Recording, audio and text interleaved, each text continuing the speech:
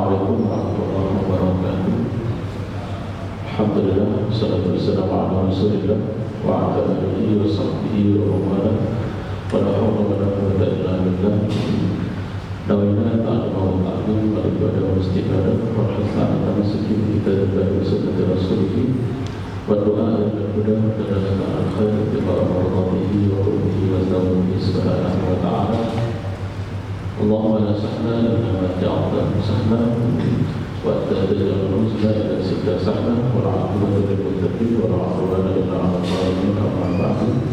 Rabbi shrah li sadri wa yassir li amri wahlul 'uqdatam min lisani yafqahu qawli. Bapak Ibu kaum muslimin dan muslimat rahimakumullah. Alhamdulillah kita masih diberikan oleh Allah Subhanahu wa taala kesempatan untuk sama-sama melaksanakan ibadah salat zuhur secara berjamaah, dan sebagaimana biasa akan kita sambung dengan kajian singkat yang pada pekan kali ini adalah kajian yang bertemakan sirah nabawiyah, masih melanjutkan kajian daripada asyarah dan mubasysyirin bil jannah, 10 sahabat yang mendapatkan janji surga, dan kita masih membahas tentang sahabat pertama, yaitu Khalifatul Rasyidin. Yang pertama yaitu Sayyidina Abu Bakar As-Siddiq radhiyallahu anhu. Pada bulan lalu kita telah membahas tentang bagaimana latar belakang daripada Sayyidina Abu Bakar As-Siddiq radhiyallahu anhu dan sampai kontribusi beliau dalam pelaksanaan hijrah dari kota Mekah ke kota Madinah, di mana kontribusi yang sangat nyata sampai-sampai Al-Quran menyebutkan dan yastaini ilmu maghfirullah idh yaqulu li sahibihi, tatkala dia berkata, yaitu Muhammad berkata kepada sahabatnya, dan ini merupakan penegasan dalam Al-Quran bahwasanya Abu Bakar As-Siddiq radhiyallahu anhu adalah sahabat Rasulullah sallallahu alaihi wasallam, dan seorang sahabat tentunya tidak akan berjalan dengan sahabatnya, sehingga ketika ada yang mengingkari suhbat daripada Abu Bakar, maka hal tersebut dapat membuat orang tersebut terjerumus kepada kekafiran. Mengapa? Karena Al-Quran sendiri telah menegaskan suhbah atau nilai persahabatan daripada Abu Bakar, dan mereka yang mengingkarinya adalah sama seperti mengingkari Al-Quran. Setelah Rasulullah SAW hijrah dari kota Mekah menuju kota Madinah dengan segala pernak-pernik di dalamnya, maka sampailah beliau ke kota Madinah dan disambut oleh kaum muslimin, wabil khusus Muhajirin dan Ansar, yang menyambut beliau dengan gegap gempita, dengan tabuhan Rabbana, dan disambut dengan tola'an badru alaina. Maka pada saat itu kita akan melihat, mengupas dari sisi lain, bagaimana kontribusi daripada Abu Bakar As-Siddiq pasca hijrah. Tadi telah kita singgung pada saat Rasulullah SAW disambut oleh kaum muslimin dan para penduduk kota Madinah. Kalau kita kembali ke pembahasan sirah nabawi, yaitu pada saat Rasulullah hijrah ke kota Madinah, kita tahu bahwasanya banyak sekali di antara para sahabat yang menginginkan agar Rasulullah itu menginap di rumah mereka, dan ini bentuk daripada menjalin keberkahan yang dilakoni oleh para sahabat Nabi. Maka kegiatan mencari keberkahan dengan mendatangkan para ulama yang merupakan para pewaris Nabi sebenarnya sudah dicontohkan dari sirah nabawi itu sendiri, di mana pada saat itu Rasulullah diharapkan untuk dapat tinggal di rumah mereka mencari keberkahan dari kehadiran Rasulullah. Namun pada saat itu Rasulullah meminta kepada para sahabat untuk tidak menyetop, tidak menghentikan unta tunggangan beliau, dan Nabi mengisyaratkan bahwasanya unta ini telah diperintahkan untuk berjalan menuju satu tempat yang Allah kehendaki. Dan kemudian para sahabat menunggu sampai ini ternyata onta tersebut berhenti di sebuah tanah kosong milik daripada dua anak yatim yang bernama Sahal dan Suhail. Tanah kosong ini sebagian menjadi tempat pemakaman orang-orang terdahulu dan sebagian lagi hanya menjadi tanah yang tidak ditanami. Namun onta Rasulullah berdiri dan rebah di sana, yang menunjukkan bahwasanya di tempat inilah akan dibangun rumah Allah yang pertama kali di kota Madinah. Maka Rasulullah mengisyaratkan bahwasanya tanah inilah yang terpilih untuk dibangun masjid yang saat ini kita kenal dengan Masjid Nabawi. Dikarenakan tanah ini milik dua orang anak yatim, maka Rasulullah meminta kepada kedua anak tersebut untuk menentukan harga. Jadi Rasulullah tidak sewenang-wenang mentang-mentang ini untuk kebaikan, mentang-mentang ini bagian daripada kontribusi lalu dianggap harusnya digratiskan. Tidak. Nabi menentukan, meminta agar berikan harga untuk ditebus, dan ini adalah hal yang benar. Jangan sampai kemudian demi niat baik tapi menghalalkan segala cara. Sesuatu yang baik harus ditebus dengan cara yang baik. Nah, pada saat itu Sahal dan Suhail ini, yang mereka ini juga telah masuk Islam, mengatakan, ya Rasulullah, biarkan tanah tersebut menjadi wakaf kami, kontribusi kami untuk Islam.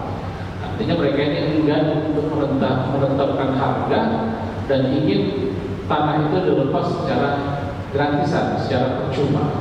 Tapi Rasulullah tahu Sahal dan Suhail ini harta warisan mereka ya cuma tanah ini saja. Kalau seandainya mereka tidak punya tanah tersebut, mereka nanti bagaimana? Nah, inilah cara berpikir yang benar. Jangan sampai ada arogansi yang menganggap bahwasanya yang kalau ini kontribusinya untuk agama seharusnya gratisan. Dan Nabi tidak seperti itu. Nah, maka kemudian Rasulullah mengatakan ini harus ditebus, tidak boleh diberikan secara cuma-cuma. Akhirnya setelah diukur luas tanah dan yang dibutuhkan, maka bermufakatlah bahwasanya harga lahan tersebut akan ditebus dengan harga yang layak, yaitu seharga 10 dinar. Maka setelah deal-dealan, siapa yang membayarkan? Yang membayarkan tanah ini adalah sahabat Abu Bakar As-Siddiq radhiyallahu anhu.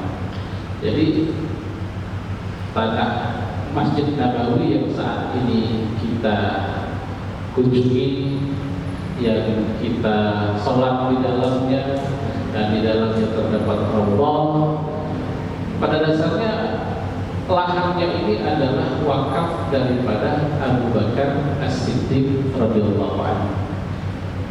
Dan awalnya masjid tersebut tidak sebesar sekarang, tapi Abu Bakar memiliki pandangan ke depan.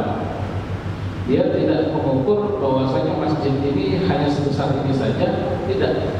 Abu Bakar kemudian membeli juga, menebus lahan-lahan yang ada di sekeliling Masjid Nabawi. Dan pada Allah saat ini lahan tersebut menjadi bagian daripada Masjid Nabawi.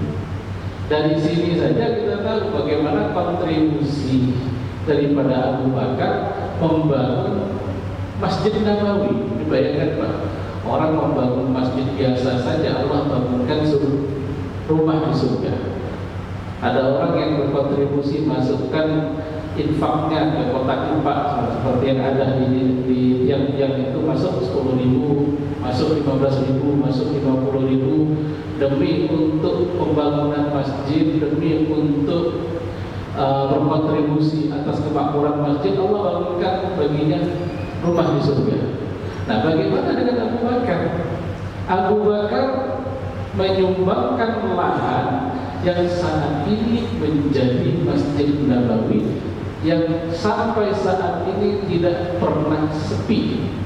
Tidak pernah Nabawi itu sepi, bahkan di zaman Covid itu masih ada jamaahnya. Nah, begitulah bagaimana Allah Subhanahu wa taala meletakkan harta di tangan orang yang memang benar-benar memiliki kemampuan untuk mengelolanya dengan baik.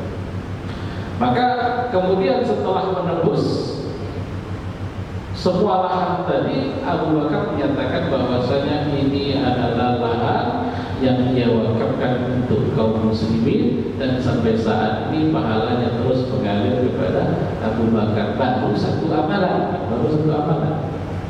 Selanjutnya kita tahu bahwasanya mayoritas sahabat Nabi pada saat hijrah dari kota Mekah ke kota Madinah, banyak di antara mereka itu nggak punya atau nggak bawa apa-apa. Meskipun mungkin mereka pada saat di kota Mekah itu kaya raya, tapi begitu mereka hijrah, terutama karena mayoritas hijrahnya sembunyi-sembunyi, otomatis tidak membawa harta yang banyak.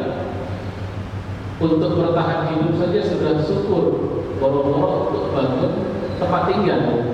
Maka kontribusi kedua daripada Abu Bakar As-Siddiq radhiyallahu anhu adalah membangunkan rumah-rumah sederhana bagi sahabat yang tidak memiliki tempat tinggal di kota Madinah. Maka ia membeli lahan, kembali membeli lahan, dan sekaligus membangunkan rumah-rumah sederhana di mana para sahabat yang awalnya mereka itu bisa dibilang tidur di mana ngantuk, diam di mana mereka ada, itu saja. Kalau malam ya di mana mereka berada, di situ mereka tidur karena nggak punya tempat. Tapi begitu Abu Bakar sampai ke kota Madinah, setelah dia mewakafkan hartanya untuk lahan Masjid Nabawi, ia juga menembus lahan yang cukup luas, lalu membangun rumah-rumah sederhana di atasnya dan diserahkan kepada para sahabat yang tidak memiliki bangunan atau tidak memiliki rumah untuk bernaung. Dari sini aja kita sudah melihat bagaimana kontribusi daripada Abu Bakar As-Siddiq radhiyallahu anhu.